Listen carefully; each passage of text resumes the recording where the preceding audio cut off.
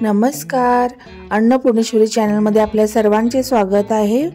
मी सुजाता। आज या ठिकाणी आपण कोळंबीचा रस्सा पाहणार आहोत। तर चला आता कृतीला सुरुवात करूया। या ठिकाणी कोळंबी आहे, ते कोळंबीची रेसिपी पण करून दाखवणार आहे। त्यांनी आता हळद वगैरे लावलेली आहे, मीठ, लाल मिरची पावडर। तर या ठिकाणी 10 मिनिटं आपल्याला हे फ्रीज मध्ये ठेवायचं आहे।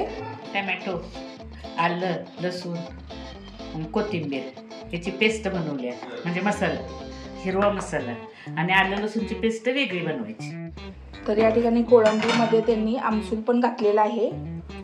दुकानातून आणल्यानंतर स्वच्छ साफ करून घेतलेली आहे, धुतलेली आहे आता व्यवस्थित। आता त्याला तिखट, मीठ, आमसूल, लाल मसाला आणि आलं लसूणची पेस्ट लावलेली आहे। सार बनवून घ्यायचं आहे, त्याच्यासाठी मी 1 चमचा तेल घालते।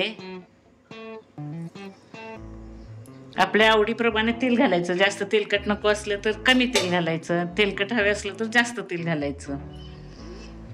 तेल गरम झालंय, मी आता हा हिरवा मसाला,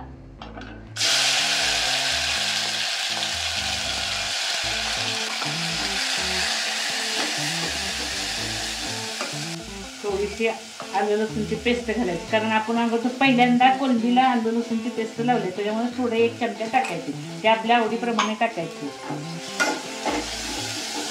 मसाला चांगला तेलात परतून घ्यायचा। टाकूया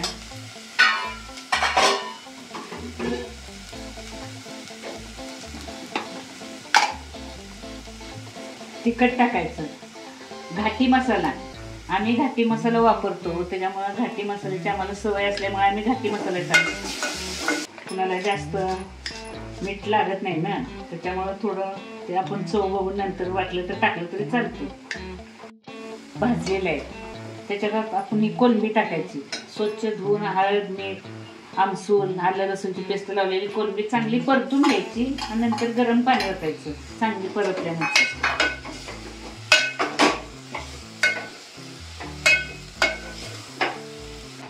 आता कोळंबी चांगली परतली, आता आपण त्याच्यात पाणी ओतू शकतो की कोळंबीचं सार बनवण्यासाठी।